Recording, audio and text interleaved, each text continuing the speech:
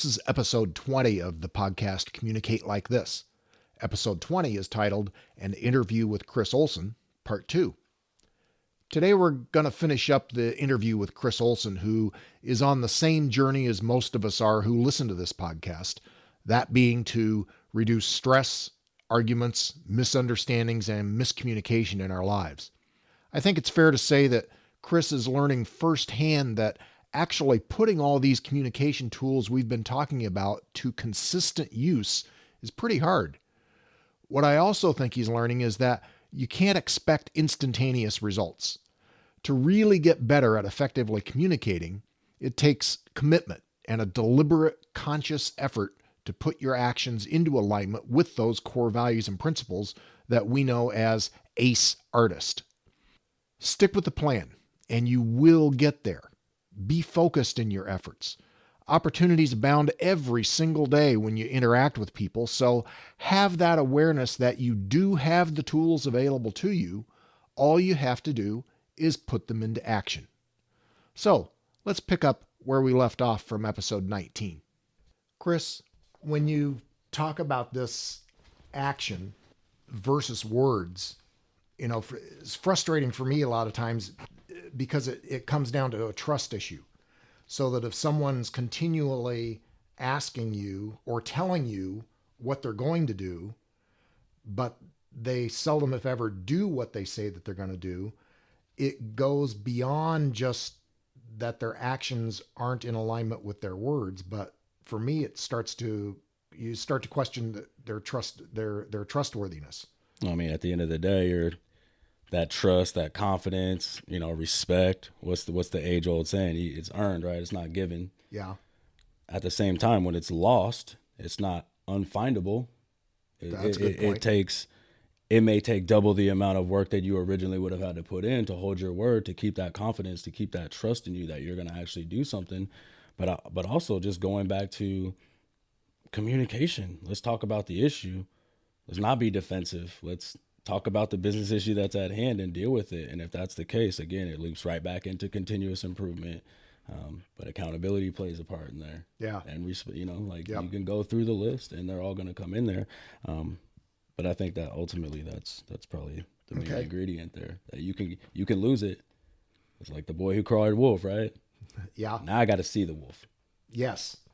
Because after so many times of hearing that the wolf is coming, if you never see the wolf, then why should you believe that the wolf is coming? I don't want to see the wolf.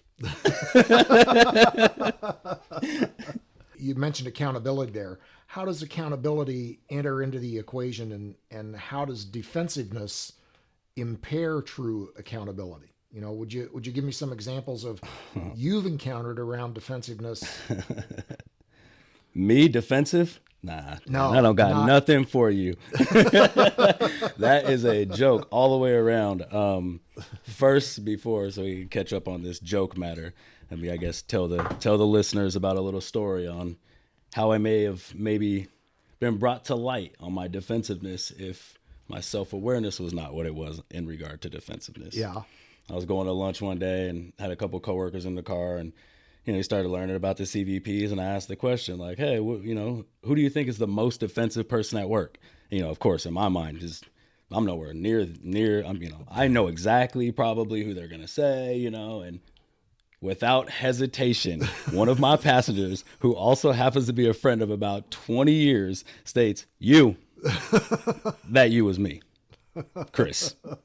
I instantly replied without even taking a breath. I instantly replied, no, I'm not. And then I stopped. And I realized that I was defending myself against being defensive. And at that moment, again, my competitive nature kicks in. So I want to fix that. Yeah. But also I was not accountable, to be able to say like, oh, I am in that moment. And I try to defend myself. How can acceptance and accountability ever be possible without first being able to lower that bridge? Right. Without able to lower that defense wall down and admit there's actually an issue. And honestly, I don't know if that's even possible, but I mean, to me, I'm working on it, Well, trying to bring it down. And everybody's working on it. I mean, it's hard not to be defensive. And I would honestly say, Dan, in reference to that, the defensiveness severs, and in most cases, it in most instances, almost eliminates the possibility for accountability. Yeah. Defensiveness. How so? Oh, because you're blind to accountability. You're You not can't accountable get to for it. you can't get to accountability if you're not even willing to accept that there's an issue. Yeah. Yeah. Yep. You have to be able to lower the defensive wall to be able to say, yeah, okay, there's a business issue at hand here. Nobody's in trouble. Yeah. Let's just fix the issue together as a team. Right. They care about me. And then that's in the work. That's husband and wife. I feel that there's a benefit widespread with that. Yeah, absolutely. So, yeah, if it's never your fault and it's always someone else's fault, then you're just never gonna get to that mutual understanding because you have no responsibility there. You have no accountability. mm-hmm. And then when you fall into that defensive mode and you're trying to justify everything that you've ever done to demonstrate that no, you're not whatever it is that you're being accused of, then all of a sudden the whole thing kind of falls apart. And it's those absolute statements like, yeah, I may be right now, but I'm not always. And you want to defend it. It's like, well, that may be not what they're saying. That may be how it's coming out. Mm-hmm. But again, maybe they're not as in tune to that communication, to that defensiveness. And that's why I feel like this is something that is well worth paying forward. It's well worth broadcasting to the masses. It's going to help. Yeah. What do you personally do to fight falling into that defensive mode? Struggle's real on this one. I have to try to be very, very aware of me being defensive. Okay. So awareness is kind of that first key there. And I've talked about that recently you're going to have to be aware of being aware of this stuff or you can never correct it. Yeah. I mean, if I'm being defensive or how it impacts other people's perception of me, like that definitely impacts that conversation, right? Yeah. Keeping in mind, well, if they're talking to me about an issue, there must be an issue, right? Being able to say that to self is huge. The problem becomes something to work on. And again, you can put continuous improvement skills here and continue to work on that. And again, I'm very competitive. I like to win, I like that win.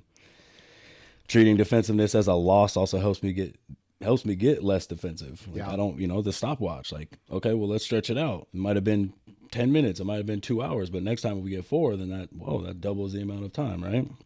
So I get better in that regard. I understand that I'm defensive in nature, which stems a little bit from my past. I work to cure myself of that internal feeling. But again, this is something that I struggle with, honestly. And obviously I'm more accountable of my fault at that nowadays than I was in the past. And I owe a lot of that to, again, the things that have been taught and the core values and principles and understanding that it's okay. It's okay. Nobody's perfect. We're all out there struggling through something. Right. And if defensiveness is one of your struggles, take accountability and work towards continuous improvement and put the action behind it. Right. Yeah, that's key. You know Marshawn played for the Raiders too, right? No, I wasn't aware of that. So I've heard a couple. He's plugs. a Seahawk. The only team he's ever played for is the Seahawks. I'm gonna go off topic here for a minute. I had to take this opportunity, to remind Mr. Perky here that Marshawn Lynch did play for the Oakland Raiders. And you may have gathered that Chris is a diehard Oakland Raiders fan. So we'll just leave it at that.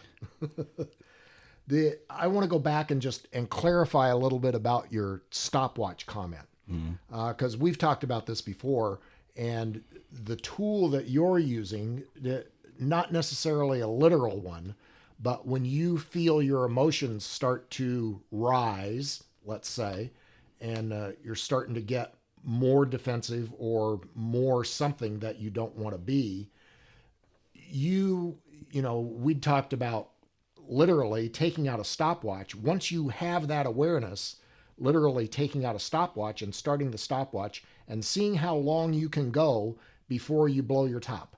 Mm-hmm. And so that's what Chris is talking about when he's talking about the stopwatch. And each time he has that awareness, then he starts a mental clock and saying, okay, can I go longer? Last time I went 5 seconds before I blew my top. Then I went a minute before I blew my top. And each time he This tries is data that Dan's reading, by the way. This is real life. It was about 5 seconds and 1 minute. Yeah, I've been keeping track of that. I've got an Excel spreadsheet if you'd like to see that, but we'll put that aside for now.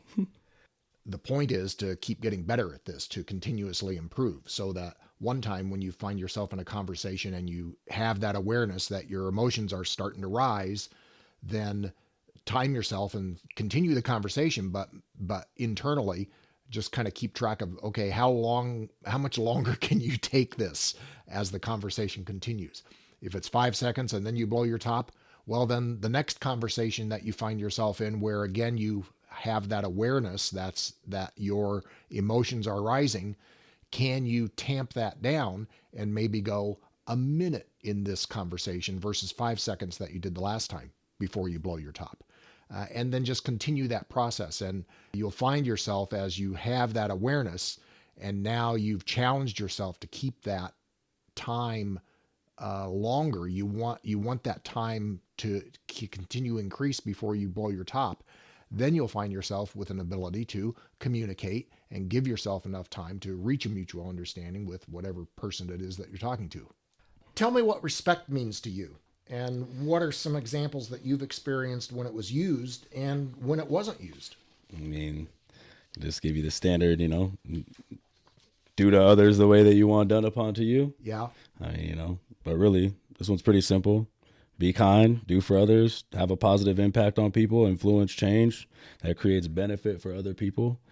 Listen to people, not to respond, but instead to understand, understand where they're coming from. A lot of times we just we listen to respond, we listen to talk, and might not get what the person even came to talk to us about, might not even be communicated because of that willingness to just talk over. So, So there's a Stephen Covey quote that's something like, seek first to understand and then be understood. So it's really all about listening first, and you can still get your thoughts out there to contribute to the conversation, but listen first. We're all different, got different backgrounds, different way of communicating, just different personalities. What works for one person may not work for the next, That's ultimately like a game as well. Trying to find out how what makes one person go but not the next person, and how to utilize those tools, respectfully, to not put anybody down, because if you were in their shoes, you wouldn't want somebody talking to you not the way that you wanted to be talked to. Right. But there's something in there that's going to motivate you, that's going to get you, that somebody is talking to you in a fashion that says, hey, I'm looking for you to do this in the right way, because ultimately we want to treat people the way that we want to be treated. Yep. So reversing the roles, I feel like having those conversations helps that. I mean, you can dive all the way into what's respect and what's not respect. Honestly, I feel, missing a meeting or being late, or, saying that you're going to do something and you don't do it, as far as calling somebody, and, just little things like that could be considered disrespectful. Absolutely. And what's big to one person may not be big to somebody else. Right. An example, well, one of my biggest pet peeves, and this is a trigger, so I'm going to tell the world that's listening to this, being hung up on.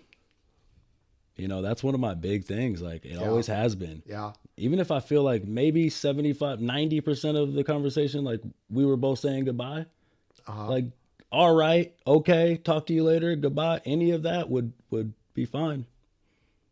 But just hanging up the phone, like, I'm like, good. Hello? You still there? Like, are we still talking? Yeah. So it's always been a big pet peeve of mine. Well, to me, that's disrespectful. But to somebody else, it may not be. Yeah. But having that communication that says this is what it is in that instance would probably stop that quote unquote personal feeling of disrespect, where it is not impacting somebody else, to not present itself. Yeah. Right. So that would probably be an example of where I felt disrespected. Yeah. And I think, for me, I'm almost thinking that being hung up on a phone call is a deliberate disrespectful action. Well, I mean, and maybe you guys can drop the comment below. Let us know how personally, this week you can have a poll in your comments down here this week, Dan. I also feel the same. Yeah. That is a quick way. It's a disrespectful way, right? Yeah. Yeah. To jump off the phone. But On the other side, that's an assumption unless somebody says, "Nah, I was really mad at you and I wanted to hang up on you." And just how you took it is exactly how it was meant. Right. But somebody else could have been in a hurry and been like, yeah, okay, all right. Just hung up the phone. I'm out. Yeah. Yeah. So again, I will side with you in saying, yes, I agree that is, and that's another reason why that's that trigger, that it's a very negative thing. And that's pretty insightful that what was the other person really intending? Oftentimes, I think the other person really is intending to disrespect you, but that may not be the case. I think you're absolutely right in that. That's an awakening statement for me that you just did. Tell me about true prioritization. You talked about that earlier with some stuff. How has that been able to affect your personal life? Not necessarily your business life, but your personal life. Man, it just makes me realize, like, whatever I'm tell myself I need to do, like, I really don't prioritize it if it doesn't get done. Yeah. Right? I sit down, whether it's social media or a documentary that you want to watch, and you got dishes that you told yourself you're going to load up into the dishwasher. You probably didn't prioritize them if they're still there in the morning. Yeah. Yeah. So it really heightens my sense of, like, I don't have time. That ultimately is it. When I hear that, when other people, like, I don't have time to do this. And it's like, well, I think we really do. We just may not be prioritizing what that thing is that you're thinking that you don't have enough time to do it as. Right. But, and I know it's hard to even consider, but if I go to the drive-through coffee shop every morning and I don't have 5 minutes to stop somewhere else that somebody's asking me that is a priority on the way home at night, what if I didn't go get a coffee that took me 10 minutes in the morning? Would I have that 5 minutes free time at the end of the day? Now I have to prioritize what I need to do at the end of the day for that 5 minutes that I didn't have time for over that coffee. And a lot of us are going to choose the coffee, and then we're going to complain about it, or we're going to not take personal accountability by saying, what? I don't have time. Right. So it's just, it's a priority thing. Yeah. And a lot of times, that accountability has to come in that says, nah, I got to be able to let this thing go away. I'm not going to get my coffee. I'm going to take care of this. You're right. That thing's been there for 2 weeks. Haven't got back to it. Wasn't truly prioritizing that. Let me reprioritize what I have going on and focus on that. I think that's a good point, that actually using the phrase or the word prioritization or priority puts a little different spin on it. Because if you say that I don't have the time to do it, well, you're exactly right. Maybe you do, but you're just not prioritizing your time in that fashion.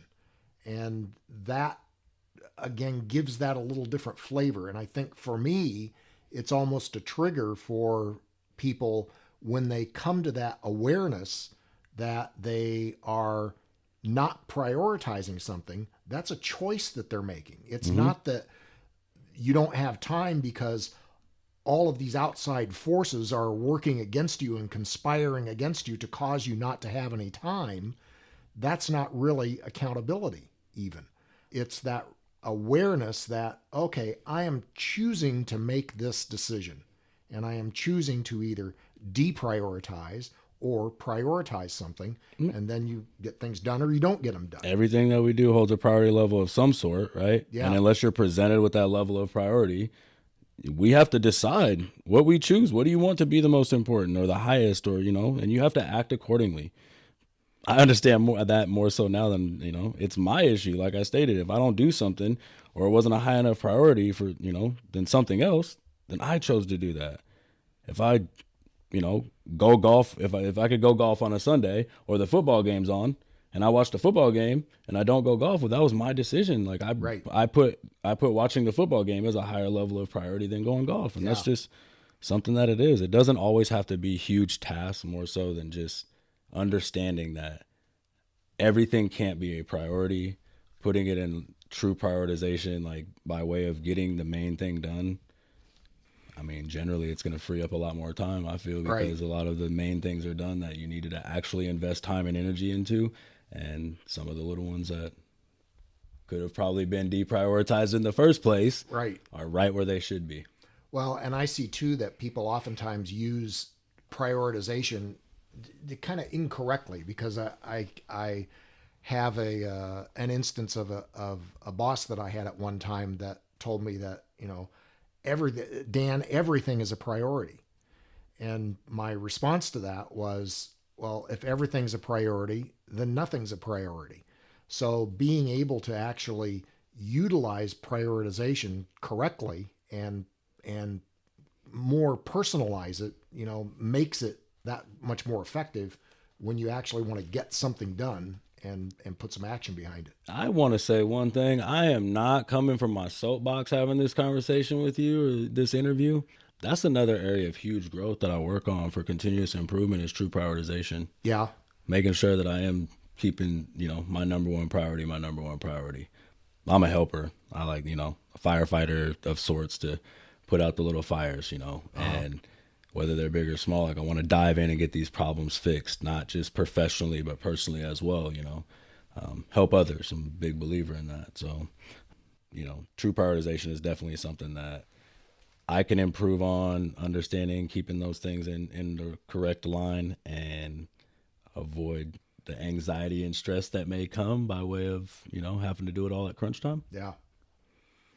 We talked about integrity a little bit earlier. And again, we define integrity pretty narrowly from a core value and principle standpoint as simply doing what you say you will do when you say you're going to do it, as opposed to the moral implications of integrity or anything like that. And again, like I said, probably the next episode, we'll be getting more into integrity and all of its details. But what's been the effect of integrity on your work life or on your personal life? How does it build trust in your view? Yeah, I mean, it goes back to just earlier when we were talking about that confidence and that trust. Like, I want my word to be bond. So in reference to saying what doing what you say you're going to do by the time you say you're going to do it. Yeah, if you say something, I want that to be right. I want it to be trusted. But again, that respect, that trust, that confidence is only built by way of action and showing like, hey, you can be relied on, because words are just one thing, but following through with that is going to show like you can. So integrity is a big thing, for me. I want to be relied on. I want to, be looked at as somebody that's going to quote unquote come through. Like, I hold integrity pretty high on my list of core values and principles.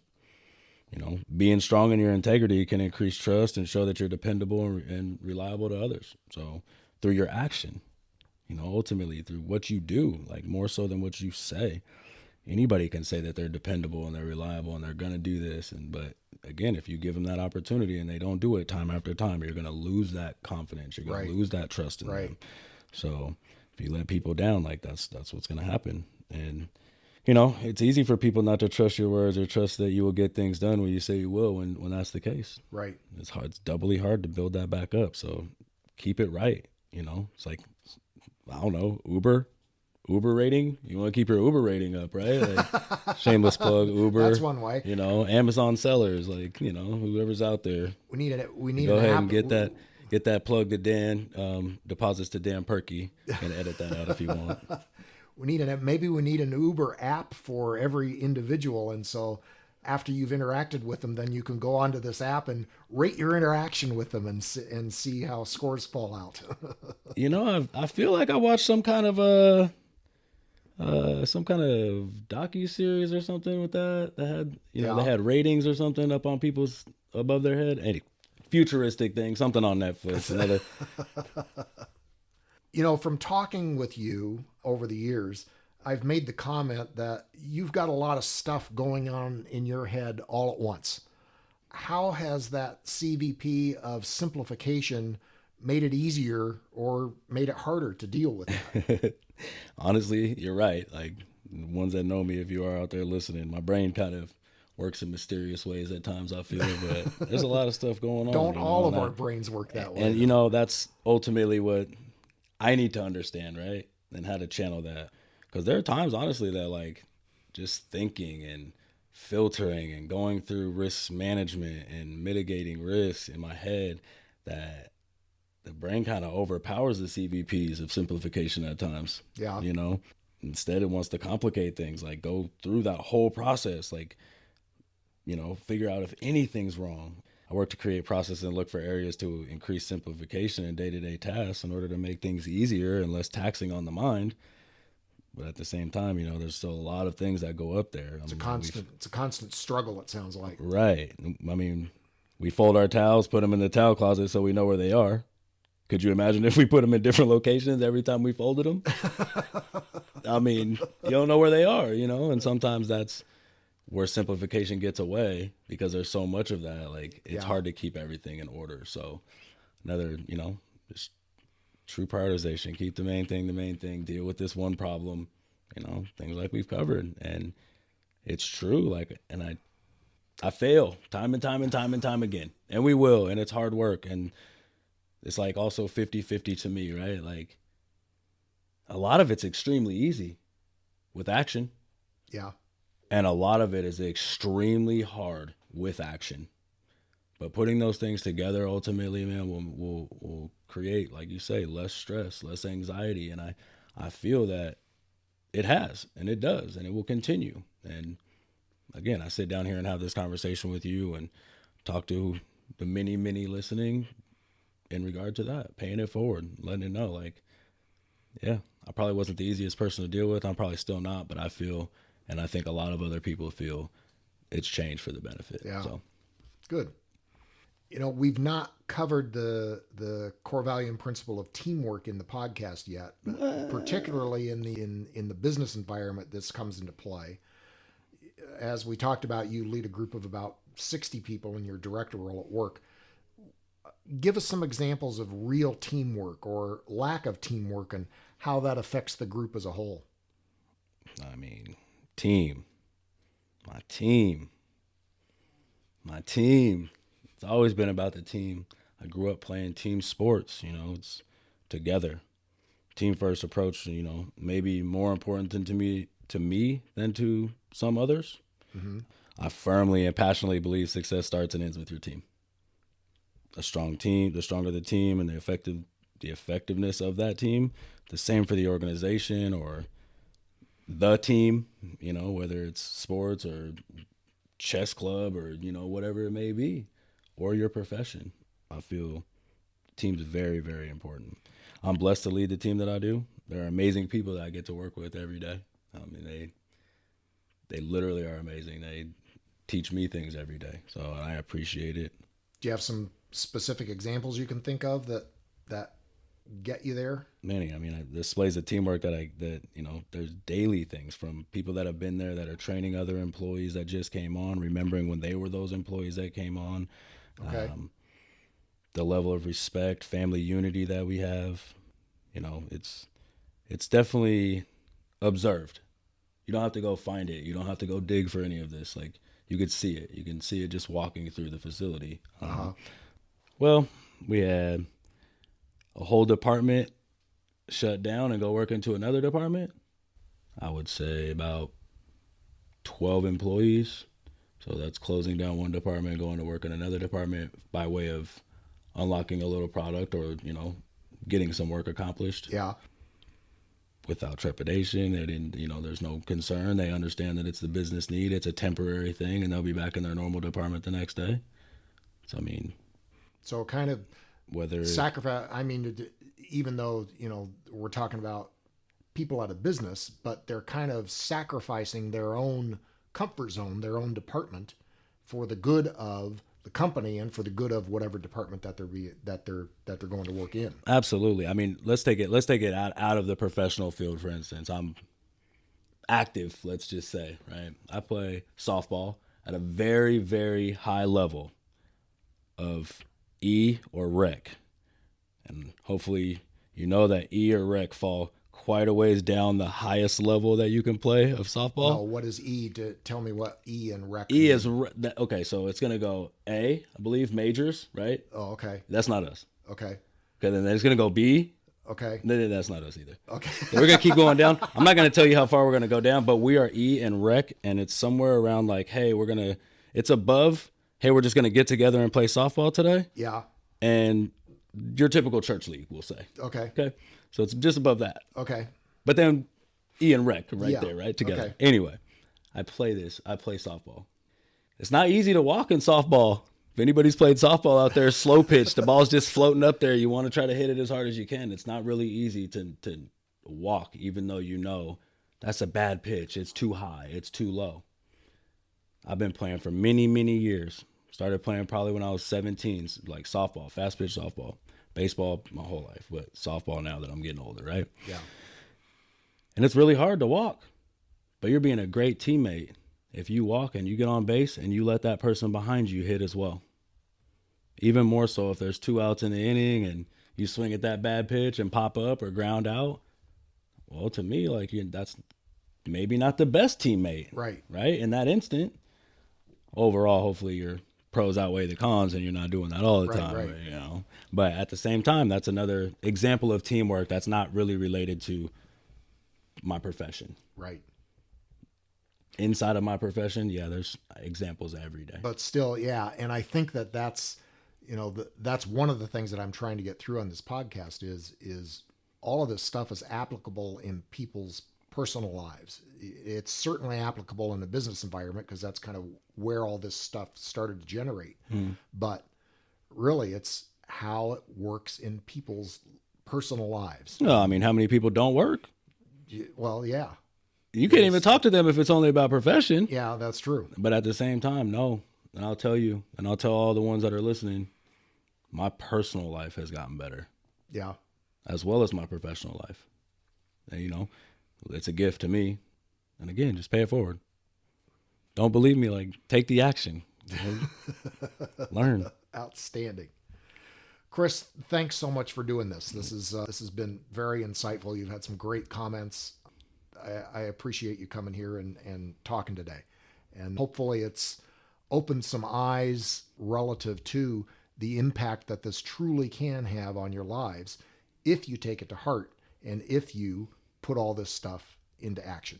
Because it is all about that action, boss. Just win, baby. Thanks, Chris. You betcha, Dan. Thank you. I'm honored.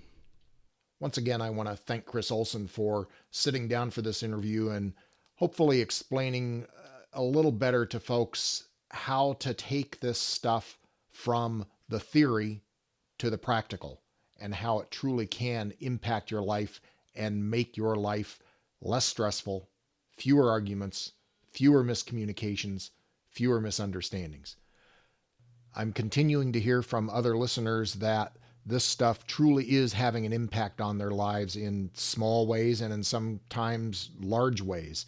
So keep that feedback coming, whether you provide comments on the actual site at www.communicatelikethis, or whether you send me an email or call me. My phone number is 206-973-6586. If you want to chat about this stuff, that'd be great. Look forward to the next episode, which is going to deal with the communication core value and principle of integrity. Talk to you next time.